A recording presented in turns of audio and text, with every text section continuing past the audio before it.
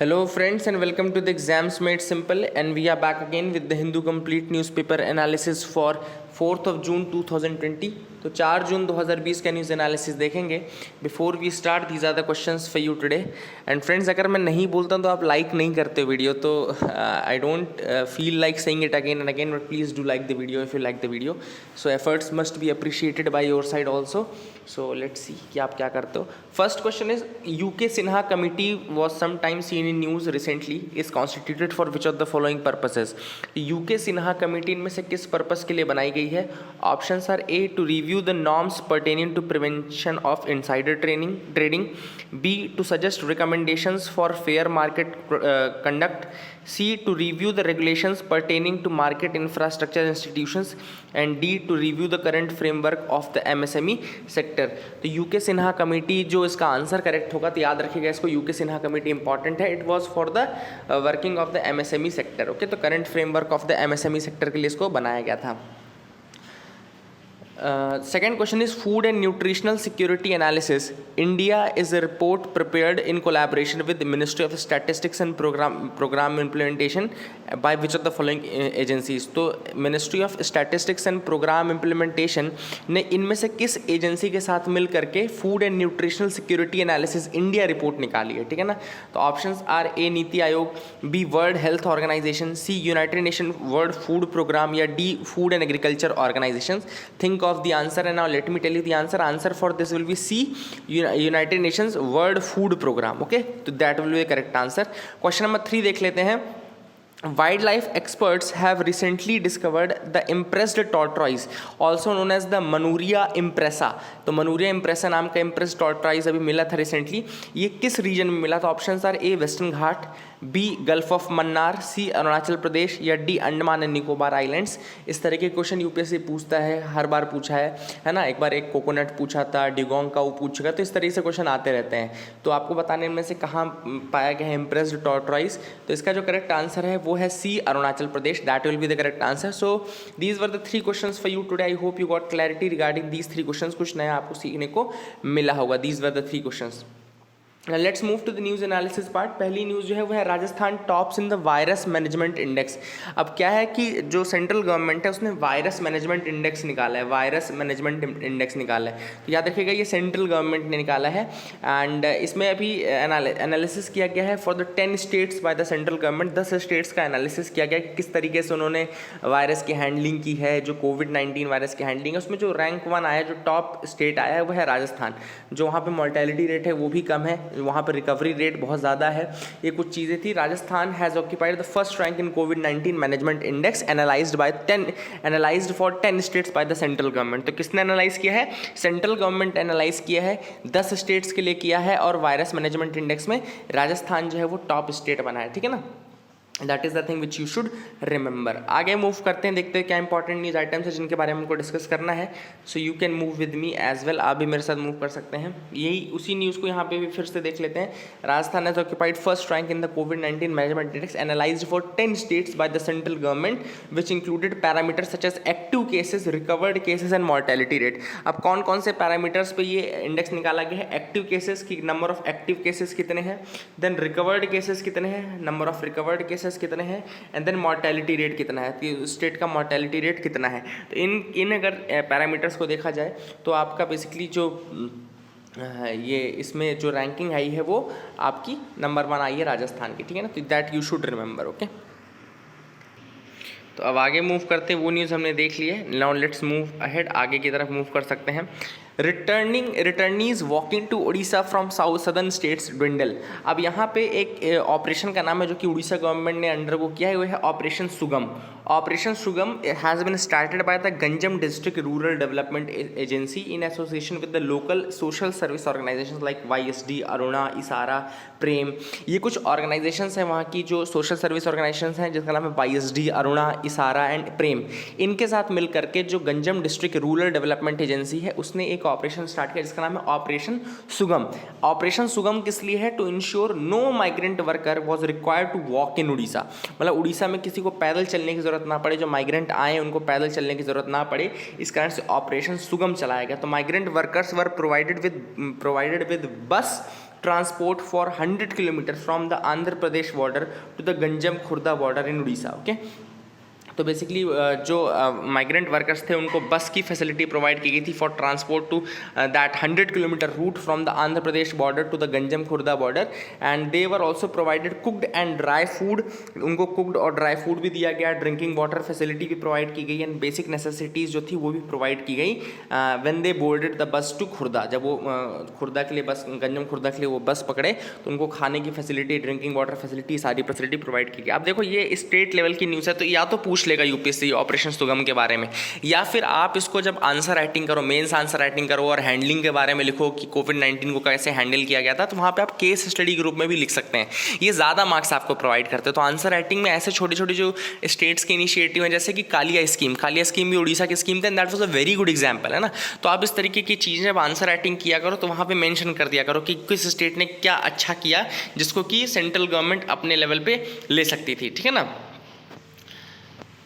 आगे देखते हैं, Mahindra logistics launches queer inclusion policy. तो महिंद्रा लॉजिस्टिक्स ने क्वियर इंक्लूजन पॉलिसी रिलीज़ की है ताकि जो LGBTQAI कम्युनिटीज़ हैं कि उन कम्युनिटी के जो एम्प्लॉयज़ हैं उनके साथ कुछ अच्छा हो सके. तो they have the Mahindra logistics है, they have unveiled a 5-year plan which aims at hiring queer people and extending benefit to the same sex partners. Okay.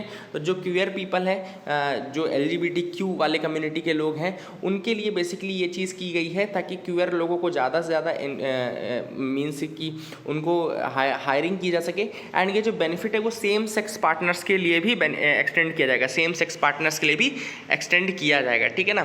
तो same sex partners will be eligible for 12 week adoption leave as well. अगर वो adopt करते हैं तो 12 हफ्तों का, 12 week का उनको एडॉप्शन लीव भी दिया जाएगा. So these are some of the very good initiatives taken by Mahindra logistics.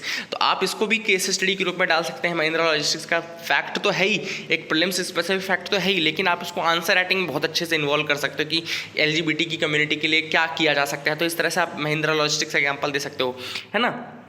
And benefits under the existing medical insurance shall be extended to the same sex partners on declaration of their partners detail. जब आप partner की detail दोगे तो आपको जो health medical insurance है वो extend किया जाएगा आपके पार्टनर की तरफ भी. The companies definition of compassionate leave which can be availed for 4 days by an employee in case of death of an immediate family member will be extended to the same sex partner as well. जो compassionate leave होती है 4 दिनों के लिए compassionate leave होती है, वो भी same sex partners के लिए extend की जाएगी. तो ये काफ़ी अच्छे initiatives हैं, and this is for providing an equal opportunity to the LGBTQ community people. Okay, तो LGBTQ community के जो लोग हैं उनको बहुत ज़्यादा equal opportunity provide करने के लिए महिंद्रा लॉजिस्टिक्स ने ये steps उठाए हैं. तो these are the things which you should remember, and इसको आप prelims mains दोनों के perspective से याद रखना. Let's move to the editorial section now. Editorial में जो पहला एडिटोरियल हम डिस्कस करेंगे वो है 7 to 11. अब ये बात चल रही है G7 की ग्रुपिंग की. अब G7 की ग्रुपिंग जो बनी थी वो 1975 में बनी थी. पहले तो ईयर याद रखना, 1975 में बनी थी. 7 कंट्रीज इसके अंदर रहती हैं. कौन सी 7 कंट्री वो आप मुझे बताएंगे in the comment section below. This is the question for you कि which are the 7 countries in G7. ठीक है ना. अब हुआ क्या है कि इस बार का G7 का जो समिट होना था उसको USA ने थोड़ा पोस्टपोन कर दिया और 4 नई कंट्रीज़ को इन्वाइट कर लिया. वो 4 नई कंट्रीज़ कौन कौन सी हैं? वो 4 नई कंट्रीज़ हैं India, Russia, South Korea and Australia. These are the 4 countries which have been invited. अब ऐसा कहा जा रहा है, स्पेकुलेट किया जा रहा है कि USA जो चाहता है कि G7 से इसको G11 बनाना चाहते हैं. They want to expand it to G11. Okay, and this has been welcomed by Mr. Modi as well, and this has been welcomed by South Korea as well and Australia as well. तो Australia, south Korea और India ने तो इस step को welcome किया है, लेकिन Russia ने ये कहा है कि हम तभी इन्वॉल्व होंगे when we will be treated as an equal. क्योंकि ऑलरेडी आपको पता है कि वो G8 से वो बाहर हो चुका था, पहले भी G8 से बाहर हो चुका है रशिया, है ना. तो if treated an equal then only they will be there. इसके पहले क्या था, G8+5 नाम की ग्रुपिंग थी. G8+5 मतलब कि G8 में जब होती थी तो उसमें 5 और कंट्रीज़ को इन्वॉल्व किया जाता था. उसमें चाइना भी आता था. ओके, ठीक है. In that China also came. Brazil, Mexico, south Africa, India, China ये भी आते थे उसमें. बट अभी क्या है कि चाइना को G11 से बाहर कर दिया गया. तो G11 जो बनेगा उसमें चाइना को इन्वॉल्व नहीं किया गया है. सो बेसिकली एक तरीके से आप कह सकते हैं कि जो G11 बनेगा वो it will be to counter China as well. जो नया कोल्ड वॉर टाइप का शुरू हुआ है ऑस्ट्रेलिया, USA और चाइना के बीच में, तो कहीं ना कहीं आपको लगता है कि ये चीज़ चाइना को काउंटर करने के लिए. That is the reason why it is very important for India to be a part of that G11 grouping, है ना. तो G11 की ग्रुपिंग का पार्ट बनना इंडिया के लिए बहुत ज़्यादा ज़रूरी है. Okay and it will, USA ने कहा है कि हम सारे ट्रेडिशनल एलाइज को एक करना चाहते हैं G11 से, and then only we will be dealing with the future of China, हम फिर उसके साथ फ्यूचर ऑफ चाइना के साथ डील करेंगे। एंड बीजिंग जो है उसने G11 के आइडिया पे बहुत ज़्यादा लैश आउट किया है, कहा है कि it is doomed to fail, ये ग्रुपिंग कभी सक्सेसफुल नहीं हो सकती, ये फेल होगी, है ना। And the proposed G11 grouping would recognise India's place amongst the world richest nations and acknowledge its global voice. तो अगर हम G11 का पार्ट बनते हैं तो एक तो हमको सुपर जो एक टॉप कंट्रीज में के साथ आने का मौका मिलेगा, दूसरी चीज़ कि हमें ग्लोबल वॉइस प्रोवाइड की जाएगी इसके साथ, है ना। The government must weigh the benefits propose along with some of the factors that are still unclear, क्योंकि हो सकता है कि देखो as a host Donald Trump चाहें तो किसी को भी मतलब कि इनवाइट कर सकते हैं in the G11 G7 talks, but member अगर आपको बनाना है G7 से G11 तो आपको जो G7 कंट्रीज़ हैं उनकी सारी कंट्रीज़ के साथ आपको वो करना पड़ेगा, एग्रीमेंट लेना पड़ेगा, कंसेंसस लेना पड़ेगा। तो ये चीज़ इंडिया को मेक श्योर करनी पड़ेगी कि वो G11 का पार्ट बने, ना कि जस्ट एक इन्वाइटी के रूप में रह जाए कि हाँ इन्वाइट कर दिया चले गए वहाँ पे, ठीक है ना। अब ये देखने की बात रहेगी कि किस तरीके से हम आगे बढ़ते हैं और कितना इफेक्टिव रहेगा, but this is a very important instance और ये बहुत अच्छी अपॉर्चुनिटी है इंडिया के लिए कि वो इसका पार्ट बने। And the new cold war जो सिचुएशंस बन रही हैं उसमें हमको ये चीज़ मेक श्योर करने कि हम थोड़ा उसको और आगे बढ़ाएं, हमको चाहिए कि यूएसए चाइना को काउंटर करे, है ना, तभी जाके हमारा डोमिनेंस जो है हमारे इस एशिया वाले रीजन में रह पाएगा। अगला जो एडिटोरियल हम डिस्कस करेंगे, in Himalayan stare down the dilemmas of for Delhi. Now this a very very important article. अब यहाँ पे हैप्पी मैन जॉकब का आर्टिकल है, काफ़ी अच्छा आर्टिकल लिखते हैं ये। इन्होंने सबसे पहले इंडिया और चाइना के रिलेशंस के बारे में बताया कि लगभग 400 से ज़्यादा ट्रांसग्रेशंस या फेस ऑफ होते हैं हर साल on an average along the LAC, लेकिन इस बार का जो ट्रांसग्रेशन है वो बहुत ज़्यादा अलग है। क्यों अलग है? क्योंकि अभी भी एक सॉल्व नहीं हुआ है, दूसरा पूरी उन्होंने अपनी आर्मी को वहाँ पे लेके आ गए। देन सिचुएशन जो थी बॉर्डर पे वो कहा जा रहा है कि कंट्रोलेबल है, लेकिन अगर आप देखो तो रोज का रोज कुछ ना कुछ स्टैंड ऑफ होता रहता है। अब नरेंद्र मोदी गवर्नमेंट के पास केवल 2 ऑप्शन बचते हैं। First is to accept the territorial loss, हमको टेरिटोरियल लॉस को एक्सेप्ट करना चाहिए, और वी शुड फोर्स और negotiate reversal to the status quo ante, या फिर हमको फोर्स करना चाहिए, निगोशिएट करना चाहिए for the reversal and all, है ना। तो ये 2 ऑप्शन ही, 2 अल्टरनेटिव्स ही बचे हैं प्राइम मिनिस्टर नरेंद्र मोदी के साथ। अब ऑथर ने यहाँ पे ये कहा है कि origin of the novel corona virus the approximate causes could be several. अब बहुत सारे कॉजेज हो सकते हैं कि क्यों चाइना इसे स्टैंड ऑफ कर रहा है। तो पहला रीज़न ये है कि 2019 में जो हमारे होम मिनिस्टर हैं यानी कि जो अमित शाह जी हैं, उन्होंने क्या किया था कि he said a statement regarding the Aksai चीन रीजन। तो अक्साई चीन के रिगार्डिंग उन्होंने कहा था कि हमारा है, हम इसको लेकर रहेंगे। तो that might have disturb the Chinese. Okay, तो ये हो सकता है कि जो अक्साई चीन के रिगार्डिंग जो स्टेटमेंट गया था that has not gone down well with the Beijing. पहली चीज़ जो ऑथर ने बोली है वो ये है। दूसरी, New Delhi has been carrying out the construction of infrastructural projects along the LAC, a long overdue activity which is something that seems to have made Chinese uneasy. तो न्यू दिल्ली ने क्या किया है कि कंस्ट्रक्शन ऑफ इंफ्रास्ट्रक्चरल प्रोजेक्ट्स, जो infrastructural projects हैं उनको construction करना शुरू कर दिया है इन द LAC रीजन, और ये चीज़ जो है ये अनईजी कर रही है चाइनीज़ को। तो पहला रीज़न क्या था कि अक्साई चीन के रिगार्डिंग जो स्टेटमेंट दिया था, अक्साई चीन तो आपको पता है जैसे चाइना अगर इंडिया का ये है, इस तरह से चलता है इंडिया, तो ये वाला जो रीजन है कि चाइना ने ऑक्यूपाई कर लिया, ये अक्साई चीन कहलाता है। दिस इज द अक्साई चीन रीजन, एंड इसी को इंडिया ने क्लेम किया था कि हमारा रीजन हम इसको ले लेंगे वापस, है ना। तो for that reason it is there. Having given up the traditional slogan of peaceful rise, China under Mr. Xi is beginning to assert itself as the next superpower. एक रीज़न ये भी है कि अब क्या है, चाइना जो है वो पीसफुल राइज वाले स्लोगन को छोड़ चुका है, अब वो बिल्कुल असर्टिव हो चुका है, और जो भी कंट्री आती है वेदर इट्स इंडिया ऑल्सो, तो वो क्या है असर्टिव तरीके से उसको लेना चाहती है और असर्टिव तरीके से उसके साथ डील करना चाहती है, ठीक है ना।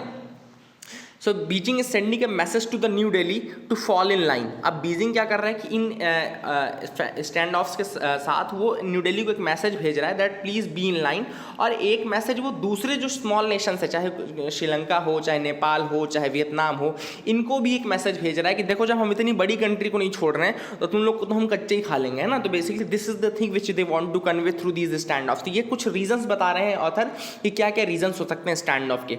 And China is currently engaged in war what many analysts are describing as a new cold war with USA। तो USA के साथ वो कोल्ड वॉर कर रहे हैं। हांगकांग में उनकी सिचुएशन ठीक नहीं है, मतलब हांगकांग में भी उन्होंने लॉ पास कर दिया जिसका अपोज किया जा रहा है। Yet they are opening this front with India, yet वो LAC का इशू इंडिया के साथ उठा रहे हैं। इसका मतलब क्या है कि वो एक चीज़ ये दिखाना चाहते हैं कि we can handle the pressure, we can handle the pressure just like USA did, just like USA does. हम भी प्रेशर हैंडल कर सकते हैं और हम भी एक सुपर पावर की तरह खुद को असर्ट कर रहे हैं। तो basically they are asserting themselves as a super power. Okay, तो basically this is what the author is saying and काफ़ी अच्छे तरीके से ये 5 जो रीजंस मैंने आपको बताया कि क्यों ये स्टैंड ऑफ कर रहा है चाइना, ये रीजन सा दिमाग में रखना। ऐसा क्वेश्चन डायरेक्टली आ सकता है कि क्या रीज़न आपको लगता है कि चाइना इस तरह से स्टैंड ऑफ बार बार करता है, ठीक है ना। And picking a direct fight with India might lead to an undesirable military escalation with India that does not suit Beijing's interest। अभी ऑथर ने ये भी कहा है कि इंडिया के साथ एक डायरेक्ट मिलिट्री मतलब आप एक्सर्शन नहीं ले सकते कि ये आपको अनडिजायरेबल रिजल्ट्स देगा, जैसे रिजल्ट्स आप नहीं चाहते हो, ठीक है ना। एंड इसलिए जो चाइना है वो स्टैंड ऑफ, फेस ऑफ, इस तरीके की चीज़ें करता है पॉलिटिकली और इस तरीके से दबाने की कोशिश करता है, ठीक है ना। But let us B clear, the more new Delhi overlooks them the more Beijing would be. अब यहाँ पे ऑथर ने कहा कि हम बार बार क्या करते हैं, ओवरलुक करने की कोशिश करते हैं कि ठीक है चलो सब कुछ ठीक है, एवरी सिचुएशन इज कंट्रोलेबल। हमारे यहाँ के जो बड़े अधिकारी हैं वो कहते हैं सिचुएशन अंडर कंट्रोल है, कोई ज़्यादा ऐसा उन्हें। लेकिन जितना भी आप दबाएंगे इस मुद्दे को उतना ही ज़्यादा चाइनीज़ जो है वो मोटिवेटेड रहेंगे और ज़्यादा इस तरीके की हरकतों को आगे बढ़ाने के लिए। तो ऑथर ने कहा there limits to Chinese LAC adventurism, वहाँ कुछ लिमिट्स भी हैं। चाइना के पास ऐसा नहीं कि चाइना ऑल सुपर पावर है, ऑल माइटियर है, तो यहाँ पे कुछ लिमिट्स भी। अब वो लिमिट क्या है एक एक करके अपन देखते हैं। पहली जो लिमिट ऑथर ने बताई कि there are many reasons in the LAC border 1 kilometre का तो है नहीं, 3800 किलोमीटर के आसपास का है। तो ये इतने 3800 किलोमीटर के बॉर्डर में बहुत सारी जगहें ऐसी हैं जहाँ पे चाइना मिलिटरीली बहुत वीक है और हमारी इंडियन आर्मी बहुत ज़्यादा स्ट्रांग है। तो अगर हम टिट फॉर टैट वाली कैंपेन में उतर आए तो वहाँ पर उनको बहुत ज़्यादा नुकसान पहुँच जाएगा, पहला। सेकेंड है चाइना के पास ठीक है कॉन्टिनेंटल सुपीरियोरिटी ज़रूर है क्योंकि बहुत ज़्यादा आर्मी में फोर्स बहुत ज़्यादा है, उनके पास बहुत ज़्यादा इक्विपमेंट्स है। बट अगर हम नेवल सुप्रीमेसी में देखें तो इंडिया ज़्यादा, मैरीटाइम डोमेन में इंडिया ज़्यादा आगे है, ठीक है ना। तो वहाँ पे वो वीक हो जाते हैं, ठीक है ना। That is the thing. Second ये चीज़ बताई। तीसरा ऑथर ने बताया कि इंडिया और चाइना का जो ट्रेड रिलेशन है वो $100 बिलियन के आसपास का है और चाइना बिल्कुल नहीं अपने कैपिटल इंटरेस्ट को पीछे हटाना चाहेगा, ठीक है ना। तो ये समय आ गया है कि हम चेकमेट करें जो चाइनीज़ एग्रेशन है, जो बीजिंग एग्रेशन है, उसको हम चेकमेट करने की कोशिश करें और हमको इतना ज़्यादा डिफरेंस नहीं क्रिएट होने देना चाहिए इंडिया और चाइना की पावर के बीच में। So we should try to minimise the difference between India and China in the power threshold. तो ये हमको मेक श्योर करना है। तो ये आर्टिकल था, काफ़ी अच्छा आर्टिकल था। इसमें 2 चीज़ें मेन आपने सीखी, क्या रीज़न है, उसके 5 रीज़न मैंने आपको बताए। एग्रेशन के एक्साई चीन वाला रीज़न आपको बताया मैंने। उसके बाद मैंने आपको बताया कि वो खुद को असर्टिव रखना चाहता है। देन वो ये दिखाना चाहता है USA को कि वो प्रेशर, मल्टीपल फ्रंट्स के प्रेशर को हैंडल कर सकता है। फिर आप वो ये भी बताना चाहता है कि जो इंफ्रास्ट्रक्चरल प्रोजेक्ट्स इंडिया बना रहा है आपके बॉर्डर एरियाज़ पे, LAC वाले एरिया पे, वो उससे खुश नहीं है। देन वो मैसेज भेजना चाहता है इंडिया को और जितने भी पार्टनर कंट्रीज़ हैं उन सबको कि अगर हम मतलब हम हमारे लाइन में fall in line. Okay, India's parliament is missing in action. अब ये जो आर्टिकल है ये लिखा गया है MR माधवन द्वारा। बहुत प्यारा आर्टिकल है, बहुत प्यारा आर्टिकल। यहाँ पे सबसे पहले ऑथर ने एग्जाम्पल दिया है कनाडा का, जिसने कि वीडियो कॉन्फ्रेंसिंग अप्रैल में रख ली थी जिसमें 280 लोग आए थे 338 में से। उसके अलावा ब्रिटिश पार्लियामेंट ने हाइब्रिड मॉडल अपनाया जिसमें वीडियो कॉन्फ्रेंसिंग और इन पर्सन मीटिंग दोनों रखी गई। इसी तरीके से Australia, New Zealand, France, Italy, Brazil, इन सभी कंट्रीज़ ने कुछ ना कुछ प्रावधान बनाए अपने यहाँ की पार्लियामेंट को मिलाने के लिए, अपने यहाँ वीडियो कॉन्फ्रेंसिंग का सुविधा रखने के लिए, ताकि वहाँ पे मीटिंग हो सके, डिसीजन हो सके। इंडिया इस लिस्ट से बाहर है। इंडिया ने कोई ऐसी काम नहीं किया, इस पूरे 2 महीने में कोई मीटिंग नहीं, कोई पार्लियामेंट्री सेटअप नहीं किया गया, ठीक है ना। जबकि इंडिया में पार्लियामेंट का बहुत इंपॉर्टेंट रोल है, बहुत ज़्यादा इंपॉर्टेंट रोल है। वो कैसे? पहला जो पॉइंट है कि it is the institution that checks and challenges the government of the day. सबसे पहली बात तो ये इंस्टीट्यूशन है जहाँ पे चेक किया जाता है, चैलेंज किया जाता है गवर्नमेंट को। ओके, BR अम्बेडकर ने एक्सप्लेन इसीलिए किया था कि क्यों पार्लियामेंट्री सिस्टम को प्रेफर किया जाता है ओवर द प्रेसिडेंशियल सिस्टम, कि जहाँ पे प्रेसिडेंशियल सिस्टम आपको स्टेबिलिटी प्रोवाइड करता है, लेकिन पार्लियामेंट्री सिस्टम क्या करता है? It is better at holding the government accountable. ये पार्लियामेंट्री सिस्टम ही है जो कि गवर्नमेंट को अकाउंटेबल घोषित कर सकती है। अदरवाइज जो आपकी प्रेसिडेंशियल सिस्टम सिस्टम है वो बहुत ज़्यादा डिस्पॉटिक होती है, 1% टाइप का रूल रहता है, डिसीजन मेकिंग जरूर फास्ट होती है, स्टेबिलिटी ज़रूर होती है, और लेकिन वहाँ पे अकाउंटेबिलिटी नहीं रह जाती, और हमको एक अकाउंटेबल सिस्टम चाहिए for a country like India. अब बताओ, जब मीटिंग ही नहीं होगी, पार्लियामेंट मिलेगा ही नहीं, तो क्यों अकाउंटेबल रह जाएगी? तो बहुत अच्छा पॉइंट है ये, इसको आप ज़रूर यूज़ करिएगा। मैंने समझाने की कोशिश की, आपको इसी पॉइंट को इसी तरीके से लिखना है, ठीक है ना। इसके अलावा the fact that parliament and committees have not met for over 2 month indicates the absence of scrutiny of the government action. 2 महीने से पार्लियामेंट मिला ही नहीं, इसका मतलब है कि गवर्नमेंट के किसी भी एक्शन की स्क्रूटनी नहीं की गई, ठीक है ना। दूसरा चीज़ कि नेशनल लॉज जो बनते हैं in order to handle the crisis, ऐसा कोई भी लॉ नहीं है जो इस तरह के कोविड-19 के क्राइसिस को हैंडल कर सके। अब इंडिया में डिजास्टर मैनेजमेंट एक्ट 2005 लगा दिया गया, which was not designed to handle the epidemics. वो एपिडेमिक्स के लिए तो डिज़ाइन किया नहीं गया था तो चलो ठीक है ना, आप इमरजेंसी में डिजास्टर मैनेजमेंट एक्ट लगा दिया। लेकिन ऑथर का ये कहना है कि आपके पास ये चॉइस तो थी ना कि आप पार्लियामेंट को बिठाल करके एक लॉ पास कर देते, एक लॉ तो बना सकते थे, लेकिन आपने क्या किया, आपने वही चलने दिया और 2 महीने तक कोई नया लॉ नहीं पास किया। बहुत सारी कंट्रीज ऐसी थी जिन्होंने तुरंत लॉ बना करके उसको हैंडल करने की कोशिश की, बट आपने क्या किया कि स्टेटस को मेंटेन रखा, दोबारा आपने चेक नहीं किया, न एक्सपायरी डेट चेक की, न उसको रिन्यू करने का कोशिश किया, आपने नया लॉ देखा ही नहीं, ठीक है ना। द कॉन्स्टिट्यूशन रिक्वायर्स, तीसरा पॉइंट है देखो, the constitution requires all the expenditures of the government to be approved by the parliament. अब सारे जो कॉन्स्टिट्यूशन ये कहता है कि जितना भी एक्सपेंडिचर होगा गवर्नमेंट द्वारा वो अप्रूवल होगा पहले कॉन्स्टिट्यूशन पार्लियामेंट द्वारा। बट अब 2 महीने से 20 लाख करोड़ का पैकेज अनाउंस कर दिया गया है, इतने सारे पैकेजेस अनाउंस किए गए, बट अभी तक कोई स्क्रूटनी उसकी पार्लियामेंट द्वारा नहीं की गई है। So these are the major issues which have been raised. काफी अच्छा आर्टिकल है। चौथा है कि there is a humanitarian question of mitigating the impact of the most vulnerable section. अब आपको ये भी पता है कि एक पॉपुलेशन है जो रूरल पॉपुलेशन है, जो माइग्रेंट वर्कर्स की पॉपुलेशन है, बहुत ज़्यादा परेशान है, इधर उधर भटक रही है, लेकिन आप क्या कर रहे हो, डेली बेसिस पे लॉ बनाते जा रहे हो, ना उनके फूड की व्यवस्था, ना उनके शेल्टर की व्यवस्था, सोनू सूद के ऊपर डिपेंडेंस आपने रख दी ज़्यादा। मतलब कि यहाँ पे एमएलए लोग सोनू सूद को मैसेज कर रहे हैं कि आप हमारे यहाँ माइग्रेट करने की वो करवाओ। तो आपको क्यों चुना गया था? तो parliament is a forum where all these issues must be discussed, पर ऐसा कोई फोरम एक्टिव ही नहीं है इंडिया में इस समय जो कि ये काम करे, ठीक है ना। अब कुछ लोग ये बोलेंगे कि हमारे यहाँ तो भाई पार्लियामेंट में ही मीटिंग हो सकती है, वीडियो कॉन्फ्रेंसिंग में नहीं हो सकती। तो कॉन्स्टिट्यूशन हमारा ये बोलता है कि प्रेसिडेंट सम्मन कर सकता है in the way and place he thinks fit, जैसा उसको ठीक लगे वैसे कर सकता है। इसी तरीके से स्पीकर चाहे तो करवा सकता है, date and place for a session. तो आपको कोई इसमें आप अप्रूवल लेने की जरूरत नहीं थी, आप चाहते तो बड़े आसानी से पहले आपको वीडियो कॉन्फ्रेंसिंग के थ्रू आप मीटिंग करवा सकते थे। There is no parliamentary action required for meeting through ये। फिर कुछ लोग कहेंगे कि सिक्योरिटी का इशू था, तो भाई आपकी तो वैसे भी ओपन कैमरा मीटिंग होती है, तो काहे की सिक्योरिटी, काहे की सेफ्टी, आपको कर देना चाहिए था। तो ऑल दीज थिंग्स आर मतलब कि जस्ट एस्केप क्लॉजेस। और यहाँ पे ऑथर ने कहा कि ये अगर आप चाहते थे प्रॉपर्ली तो आपको पार्लियामेंट की मीटिंग करवानी चाहिए थी। और ये जो इसीलिए the Indian parliament missing in action ये आर्टिकल लिखा गया था। आई होप यू गॉट क्लैरिटी, समझ में आ गया होगा, काफ़ी अच्छा आर्टिकल था। अगली जो न्यूज़ है वो है NGT holds LG polymers India liable for the loss of life. तो एनजीटी, अभी आप सबको पता है एलजी पॉलीमर्स में स्टाइरीन गैस का जो रिसाव हुआ, उस कारण से काफ़ी लोगों की विशाखापट्टनम में जाने भी गई, और इसके लिए एनजीटी यानी नेशनल ग्रीन ट्रिब्यूनल ने एलजी पॉलीमर्स ऑफ इंडिया को लायबल बताया for the loss of life. Okay, and उन्होंने 50 करोड़ का कंपनसेशन भी दिया था। एनजीटी के बारे में तो आपको चीज़ें सारी पता ही हैं। एनजीटी जो बना था वो एनजीटी एक्ट ऑफ 2010 से बना था। एनजीटी एक्ट 2010 से बना था। अब कोई बॉडी अगर एक्ट से बनती है तो एक स्टैट्यूटरी बॉडी कहलाती है, और अगर किसी कॉन्स्टिट्यूशनल एक्ट से बनती है या कॉन्स्टिट्यूशन में उसका एक आर्टिकल इंट्रोड्यूस किया जाता है तो फिर वो कॉन्स्टिट्यूशनल बॉडी कहलाई जाती है। अगर दोनों से नहीं बनती तो एक्स्ट्रा कॉन्स्टिट्यूशनल, मतलब कि जो एक्स्ट्रा कॉन्स्टिट्यूशन, मतलब कि जो कॉन्स्टिट्यूशन में मेंशन्ड ना हो और स्टैट्यूटरी भी ना हो, ठीक है ना, तो एक्स्ट्रा कॉन्स्टिट्यूशनल बॉडी कहलाती है। एग्जीक्यूटिव ऑर्डर से बनेगी तो एग्जीक्यूटिव बॉडी कहलाएगी, ठीक है ना। इस तरीके से आपको सारी याद रखनी है कौन सी बॉडी क्या है। आपके क्वेश्चन है कि क्वासी जुडिशियल बॉडी क्या होती है। यूपीएससी ने ऑलरेडी मेंस में क्वेश्चन पूछा हुआ है, क्वासी जुडिशियल बॉडी क्या होती है। तो what is a quasi judicial body, you have to give me in the comment section below.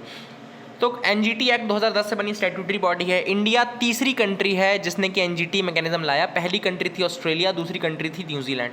अब एनजीटी क्या है कि 6 महीने के अंदर जो इन्वायरमेंट रिलेटेड केसेस हैं उनको देखने का काम करती, 6 मंथ का टाइम पीरियड रहता है इसके पास। अब एनजीटी के बारे में एक इंपॉर्टेंट फैक्ट कि ये जो एक्ट्स हैं, कुछ एक्ट्स के केसेस को ये पर्टिकुलरली देखता है, उनमें से 2 एक्ट्स को नहीं देखता है, जो कि आपको लगेगा कि देखेगा लेकिन देखता नहीं है। एक है फॉरेस्ट एक्ट ऑफ 1927 और एक है wild life protection act of 1972। तो 27 और 72 याद रखिएगा कि इन दोनों केसेस को वो नहीं देखता है NGT. This is another important thing which you should remember. तो these are the facts regarding NGT. I hope you got clarity regarding that. NGT की जो बेंचेस हैं वो 4 जगह पे हैं, CPCB यानी कि चेन्नई, पुणे, कैलकाटा एंड आपका भोपाल. ओके, तो ये जो 4 हैं ये बेंचेस हैं जहाँ पे कि रिसाइड करता है आपका एनजीटी. तो ये आप याद रखिएगा. आगे मूव करते हैं. Let's move ahead in the news analysis part. Okay, अगली जो न्यूज़ है वो India slams defacement of rock carvings in Gilgit Baltistan. तो आप सबको पता है कि गिलगित बाल्टिस्तान जो है वो पीओके वाले रीजन में आता है, यानी कि जो पाकिस्तान ऑक्यूपाइड कश्मीर वाला रीजन है, जैसे ये वाला जो रीजन है यहाँ पे आता है गिलगित बाल्टिस्तान. इतना पोर्शन जो है वो पीओके कहलाता है, यानी कि पाक ऑक्यूपाइड कश्मीर, जो पाकिस्तान ने ऑक्यूपाई कर लिया है कश्मीर का रीजन हमारे इंडिया वाले पोर्शन का. ठीक है ना, तो ये आपको याद रखना है. नाउ लेट्स मूव कि इसमें हुआ क्या है कि पाकिस्तान से एक न्यूज़ आ रही है वहाँ पे कि जो गिलगित बाल्टिस्तान रीजन है वहाँ पे कुछ बुद्धिस्ट कार्विंग्स थी, जो रॉक कार्विंग्स थी in the Gilgit Baltistan region, वहाँ पे उनका बुद्धिस्ट कार्विंग्स का डिफेसमेंट किया गया, उनका वेंडलिज्म किया गया. तो India has opposed to this and they are saying that it was an invaluable Indian Buddhist heritage. तो ये इनवैल्यूएबल इंडियन बुद्धिस्ट हेरिटेज थी and it was a symbol of Buddhism there which was destroyed on the and religious and cultural rights and freedom are being trampled with impunity. तो वो कह रहा है कि जो आपके रिलीजियस राइट्स हैं, जो आपके कल्चरल राइट्स हैं, वो एक तरीके से ट्रैम्पल किए जा रहे हैं in that region. So this was mentioned in this article.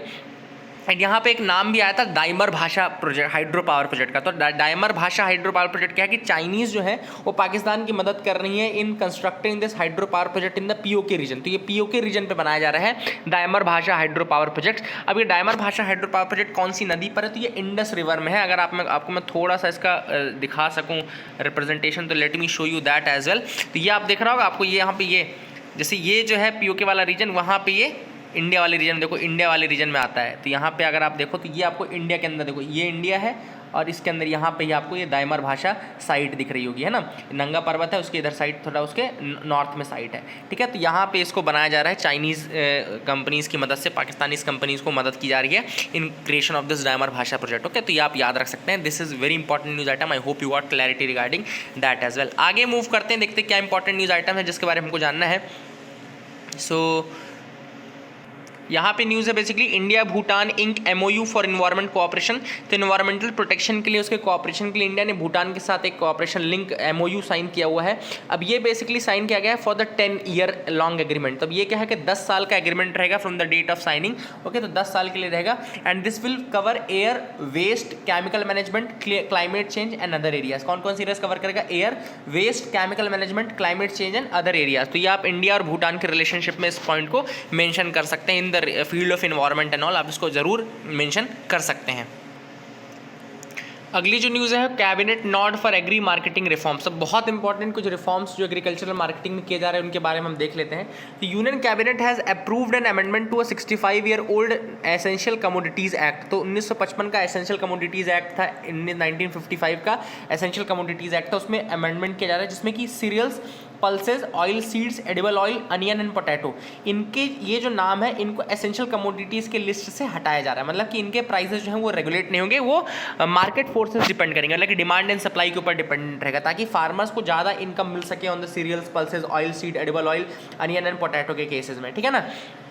The amendment will be made more effective immediately via an ordinance. तो ऑर्डिनेंस की मदद से इसको इफेक्टिवली इम्प्लीमेंट किया जाएगा. अब यहाँ पे ऑथर ने कहा कि फॉरेन इन्वेस्टमेंट को अट्रैक्ट करने के लिए सारे रिफॉर्म्स किए जा रहे हैं. तो by removing the private sectors fear of excessive regulation, क्या होता है जब एक्सेसिव रेगुलेशन रहता है ऑफ द गवर्नमेंट तो प्राइवेट प्लेयर्स इन्वॉल्व होने में कतराते हैं. तो वो कह रहा है कि basically it is to remove the fear of private entities, कि गवर्नमेंट का रेगुलेशन कम रहेगा ताकि वो इन्वेस्ट कर सके in the modernisation of food supply chains, in the cold storage facilities. तो अगर कोल्ड स्टोरेज फैसिलिटीज़ और ये सारी चीज़ें मतलब FDI के थ्रू आती है कंट्री में, तो उससे क्या होगा कि जो वेस्टेज होता है, जो पेरिशेबल कमोडिटीज़ का वेस्टेज होता है वो कम हो जाएगा और वहाँ पे फार्मर्स को थोड़ा फ़ायदा हो जाएगा. अब आपको ये दिमाग में आएगा कि अगर ये रेगुलेशंस हटा दिए गए तो क्या होगा अगर कोई वॉर कंडीशन आ गई या फेमाइन कंडीशन आ गई, तब तो अनकंट्रोलेबल प्राइसेस बढ़ जाएंगे. तो ऐसा नहीं है. इसमें एक प्रावधान रखा गया है कि in order to protect the consumers the amendment amendment allows for the regulation, amendment क्या है, रेगुलेशन को अलाउ कर रहा है during war, famine, extraordinary price rise and natural calamity. जब भी कोई नेचुरल कैलामिटी आएगी या वॉर आएगा, फेमाइन आएगा, या कोई ऐसी कंडीशन आएगी जब एक्स्ट्राऑर्डिनरी प्राइस राइज होगा, तो उस कंडीशन में रेगुलेशन किया जा सकता है। लेकिन while providing exemptions for the exporters and processors at such times as well, लेकिन उस समय एग्जेम्पशंस रहेगा for the exporters and processors as well, उनको भी एग्जेम्पशन रहेगा, ठीक है ना। अब एक जो अमेंडमेंट है बेसिकली ऑर्डिनेंस है वो है farming produce trade and commerce promotion and facilitation ordinance 2020। ये क्या एम कर रहा है, it aims to open up agricultural marketing outside notified mandis for farmers. तो क्या होता है कि फार्मर्स के लिए कुछ मंडी नोटिफाइड रहती है जैसे उनके जो एरिया में रहती है, लेकिन अब क्या है जो ये farming produce trade and commerce promotion and facilitation ordinance 2020 है, ये क्या कह रहा है कि जो एग्रीकल्चरल मार्केटिंग है वो बाकी की मंडीज में भी आप कर सकते हैं, anywhere in the interstate trade, कहीं पे भी आप कर सकते हैं, और इंटरस्टेट ट्रेड के जो बैरियर्स हैं उनको भी रिमूव किया जाएगा बाय दिस ऑर्डिनेंस। अब होगा क्या, कुछ लोग अपोज ये कह रहे थे कि एग्रीकल्चर जो है एंड मार्केट जो है दोनों के दोनों स्टेट सब्जेक्ट है, तो फिर आप किस तरह से प्रावधान कर रहे हो। तो सेंटर ने बोला कि we are not changing the agriculture और nature of the markets, what we are doing is that ये इंटरस्टेट ट्रेड को वो देख रहे हैं। तो इंटरस्टेट ट्रेड जो है वो आपका कॉन्करेंट लिस्ट में आता है, ट्रेड जो है आपका कंकरेंट लिस्ट में आता है, इस कारण से उन्होंने कहा कि हमने इस कारण से चेंज किया है, ठीक है ना। तो बेसिकली क्या हो रहा है कि अभी तक क्या है, कुछ नोटिफाइड मंडीज में ही फार्मर्स अपने प्रोड्यूस को बेच सकते थे, बट अब क्या बोला जा रहा है कि आपके लिए आउटसाइड योर नोटिफाइड मंडीज, जो मंडीज नोटिफाइड उनके बाहर की मंडीज में भी आप जा सकते हो। जस्ट आपको किसी व्यक्ति को आप बेच सकते हो विद अ पैन कार्ड, जिसके पास एक पैन कार्ड होगा आप वहां पे कहीं पे भी सेल कर सकते हो, you can sell your produce to anyone with a PAN card, okay ना। तो ये सारी चीज़ें कुछ चेंजेस किए गए हैं। अब एक और ऑर्डिनेंस है जिसका नाम है farmers empowerment and protection agreement on price assurance and farm services ordinance 2020। तो ये ऑर्डिनेंस क्या बोलता है, it is aimed at facilitating the contract farming. अब क्या होगा, कॉन्ट्रैक्ट फार्मिंग के थ्रू क्या होगा, एक प्राइवेट बायर जो रहेगा वो कॉन्ट्रैक्ट करेगा for purchasing a crop at a certain price at the beginning of the season. Season शुरू होने के पहले ही, मतलब कि अभी सीजन में बुआई जुताई कटाई कुछ नहीं हुई है, उसके पहले ही एग्रीमेंट कर लिया जाएगा और कह दिया जाएगा कि ठीक है इस सीजन में इतना गेहूं इतने रेट में मैं आपसे लूंगा। अब होगा क्या कि हो सकता है उस सीजन में प्राइस बहुत ज्यादा ड्रास्टिकली कम हो जाए, लेकिन अगर वो कॉन्ट्रैक्ट एग्रीमेंट है तो भी उतना प्राइवेट प्लेयर को पे करना पड़ेगा उस फार्मर को। और ये कॉन्ट्रैक्ट फार्मिंग का एक फायदा होता है कि जब प्राइसेस बहुत ज्यादा कम हो जाते हैं तो भी वो प्रोटेक्टेड रहते हैं, क्योंकि जो बर्डन है रिस्क का वो फार्मर से हट करके उस प्राइवेट प्लेयर पे चला जाता है जो कि वो कॉन्ट्रैक्ट कर रहा होता है, क्योंकि ये सीजन के शुरू में होता है, तब तो आपको पता नहीं रहता कि कितनी ग्रोथ होगी, कितना क्या होगा, या कितना किस तरीके से मार्केट फोर्सेस अप्लाई करेंगी, हो सकता है उसकी प्राइस बहुत ज्यादा घट जाए। तो यहाँ पे लेकिन कुछ जो फार्मर्स हैं वो मतलब इस पे एप्रीहेंसिव भी हैं, क्योंकि कई बार ऐसा भी हो सकता है कि प्राइसेस बढ़ जाएं और प्राइवेट प्लेयर ज़्यादा फायदे में हो जाए, वहाँ ऐसी कंडीशन भी हो सकती है। तो these are the things which are mentioned in this article. I hope you got clarity, आपको समझ में आ गया होगा। अगला जो न्यूज़ है वो है Kolkata port renamed after Shyama Prasad Mukherjee. तो यूनियन कैबिनेट ने अप्रूवल दिया है for renaming the Kolkata port as Shyama Prasad Mukherjee port. Okay, तो जो कोलकाता पोर्ट है उसका नया नाम है श्यामा प्रसाद मुखर्जी पोर्ट, और Shyama Prasad Mukherjee was the founder of Bharatiya Jana Sangh. आप सबको पता होना चाहिए चीज़, भारतीय जनसंघ के फाउंडर थे। ये डिसीजन क्यों लिया गया, क्योंकि 150 साल हो गए थे कोलकाता पोर्ट को। 12 जनवरी को इनॉग्रल सेरेमनी थी एंड 150th एनिवर्सरी सेलिब्रेशन हुआ था पोर्ट का, और इस कारण से डिसीजन लिया गया है। अब एक प्ली आई है सेंटर के सुप्रीम कोर्ट में, जो कि ये थी कि in order to remove the name India from article 1 of the Indian constitution. Article 1 जो इंडियन कॉन्स्टिट्यूशन में उसका वो क्या कहता है, India that is Bharat. Okay, तो इंडिया और भारत दोनों नाम आते हैं। तो ये आर्टिकल 1 कहता है कि India that is Bharat shall be A union of states, ये कहा जाता है आर्टिकल 1 द्वारा। तो अभी प्ली आई थी कि ये इंडिया टर्म ही हटा देना। देखो यही वाली बात है कि इतने बड़े बड़े मुद्दे हैं लेकिन हम इसमें फंसे कि इंडिया हटा दो टर्म, है ना। तो सुप्रीम कोर्ट ने क्या कहा है कि ये जो प्ली है वो उन्होंने सेंटर को भेज दी है। And one of my most favourite CGI जो तीरथ सिंह ठाकुर टीएस ठाकुर जो थे 2016 में ऑलरेडी इस प्ली को सस्पेंड कर चुके हैं। उन्होंने इस प्ली को बिल्कुल एक्सेप्ट इंटरटेन ही नहीं किया था, बट अभी इसको इंटरटेन एटलीस्ट किया जा रहा है और सेंटर के पास भेजा गया है कि इंडिया टर्म को हटाने का। ठीक है, तो भाई क्या मतलब है, दोनों टर्म ही लिखे हैं इंडिया दैट इज भारत। और तीरथ सिंह ठाकुर का क्या कहना था, every Indian has a right choice, has the right to choose between calling his country Bharat और इंडिया। ये इंडियन का राइट है कि वो इंडिया को इंडिया बुलाना चाहता है या भारत बुलाना चाहता है ना। भारत कितने ही लोग ही बोलते हैं ना, हम सब इंडिया ही तो बोलते हैं, आप भी इंडिया ही बोलते हैं, भारत थोड़ी बोलते हैं। अपने फ्री टाइम में जब बैठे रहते हो इंडिया ही बोलते हैं ना। तो वही वाली बात है कि यहाँ पे अब इस तरह की प्लीज़ को मतलब इंटरटेन किया जा रहा है, that is showing shift towards a particular ideology. तो वो चीज़ नहीं होनी चाहिए। लेट्स सी कि क्या होता है, हो सकता है ये भी कर दिया जाए। Philippines U turn on US pact. अब एक यूएस और फिलीपींस का एक पैक्ट था जिसका नाम है visiting forces agreement. Okay, visiting forces agreement. तो फिलीपींस क्या था, इस समय रिसेंटली चाइनीज की तरफ बहुत ज़्यादा मूव कर रहे थे। अभी जो लीडरशिप चेंज हुई है फिलीपींस में, जो दुअर्टे आए हैं वो काफ़ी ज़्यादा चाइनीज़ की तरफ, रोड्रिगो दुअर्टे तो काफ़ी ज़्यादा चाइनीज़ की तरफ इंक्लाइंड है, शिफ्ट है उनका। अब हुआ क्या है कि वो एक एग्रीमेंट था विजिटिंग फोर्सेस एग्रीमेंट, जिससे वो बाहर आना चाहते थे, है ना। उन्होंने कह भी दिया था कि हम इससे बाहर आएंगे। It was a key military pact with US. ये यूएस के साथ उनका मिलिट्री पैक्ट था और ये basically it was there to counter China only. China को काउंटर करने के लिए ही था मिलिट्री पैक्ट जो था, ठीक है ना। It was countering the Beijing's rise in the regional power में बीजिंग का राइज रोकने के लिए था। अब हुआ क्या कि फिलीपींस इससे आ रहे थे, लेकिन अभी क्या है कि चाइना और ज़्यादा साउथ चाइना सी में अपनी एक्टिविटीज़ को बढ़ा दिया है। तो अब उन्होंने कहा कि नहीं हम विजिटिंग फोर्सेज एग्रीमेंट से बाहर नहीं आना चाहते। तो अगर आपसे कोई पूछे कि विजिटिंग फोर्सेज एग्रीमेंट कौन सी दो कंट्रीज़ के बीच में, तो यूएसए और फिलीपींस के बीच का एग्रीमेंट है, ये याद रखना। वहीं नेपाल जो है वो कुछ ज़्यादा ही चाइना का सगा बन रहा है और उसने कहा है कि Hong Kong it belongs to China, Hong Kong belongs to China, मतलब कि वन चाइना पॉलिसी जो है चाइना की, यानी कि ताइवान, हांगकांग ये सब चाइना के पार्ट है, ये सब अलग पार्ट नहीं है। कोई भी कंट्री डिप्लोमेटिकली चाइना हांगकांग से या ताइवान से पार्टनरशिप नहीं रख सकती है, ठीक है ना। तो Hong Kong belongs to China, this is what Nepal is saying. And Nepal के बारे में मैंने आपको पहले ही बताया था कि नेपाल में जो लीडरशिप है, यानी केपी ओली की जो लीडरशिप थी, वो अपनी कमियों को छुपाने के लिए, उसने अपनी जो मिसएडवेंचर्स थे उनको छुपाने के लिए बेसिकली अभी जो काला पानी का डिस्प्यूट ऊपर उठाया, इंडिया और नेपाल के बीच का काला पानी डिस्प्यूट भी ऊपर आया। तो ये सारी चीज़ें वो इसलिए ला रहे हैं क्योंकि उन्होंने कुछ ढंग का काम नहीं किया है, ना ही कोविड-19 में ढंग का काम किया, ना ही उन्होंने अपने शासनकाल में कोई ढंग का काम किया है। जब से कॉन्स्टिट्यूशन बना है कोई अच्छा काम नहीं किया उन्होंने। तो इन सब कमियों को छुपाने के लिए basically they are aiming at India, और इसी कारण से वो ऐसे गड़े मुर्दे उखाड़ रहे हैं, काला पानी के डिस्प्यूट को और ज़्यादा बढ़ा रहे हैं, है ना। ये सारी चीज़ें आपको याद रखनी है। Mobile trading surges during lockdown. अब ये जो न्यूज़ है ये है मोबाइल ट्रेडिंग के रिगार्डिंग कि अभी जो लॉकडाउन हुआ तो मोबाइल ट्रेडिंग बहुत ज़्यादा बढ़ गई। मतलब मोबाइल ट्रेडिंग का मतलब क्या होता है कि स्टॉक मार्केट का जब आप काम मोबाइल फोन्स की मदद से करते हो तो वो मोबाइल ट्रेडिंग कहलाती है। And it touched a record 23%, लगभग 23% की जो मार्केट ट्रेडिंग हुई वो मोबाइल्स के थ्रू हुई। ऐसा डेटा आया है from the national stock exchange and BSE, यानी कि बॉम्बे स्टॉक एक्सचेंज से डेटा आया। BSE के बारे में आप सबको पता होना चाहिए कि it is the oldest stock exchange the entire Asia, पूरे एशिया का सबसे ओल्डेस्ट एक्सचेंज है। एंड 1875 में बना था पहली बार जब इसमें लिस्टिंग की गई थी। And it was first stock to be recognised by the government of India in 1956, 1956 में इसको रिकॉग्नाइज किया गया। And the Sensex was launched by Bombay stock exchange on January 1, 1986। तो जो सेंसेक्स था वो 1 जनवरी 1986 को लॉन्च किया गया था, ठीक है ना। बॉम्बे स्टॉक एक्सचेंज बना कब था? 1875 में बना था, लेकिन जो BSE एक्सचेंज आपका जो सेंसेक्स था वो 1986 में लॉन्च किया गया था, ठीक है ना। सेंसेक्स के अंदर कितनी कंपनीज आती है? सेंसेक्स के अंदर 30 कंपनी आती है। निफ्टी जो होता है आपका उसमें 50 कंपनीज आती है, इसीलिए उसको निफ्टी बोलते हैं। वो 50 होता है एक्चुअली। 50 का जो है निफ्टी है ना, निफ्टी में N+50 है, तो वो 50 कंपनीज का ग्रुप है, इसलिए उसको निफ्टी कहते हैं। और सेंसेक्स जो वो 30 कंपनीज का ग्रुप है, ये याद रखना। This is another important thing which you should remember.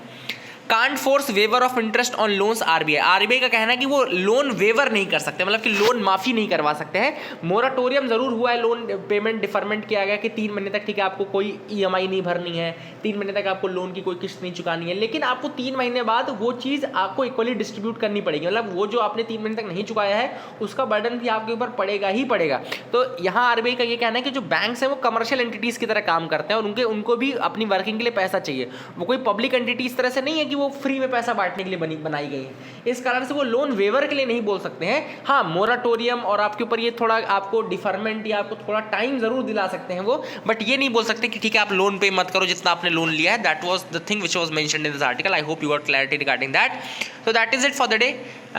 Thank you and have a nice day. Please do like, share and subscribe. Keep loving us, keep sharing us. Thank you and have a nice day.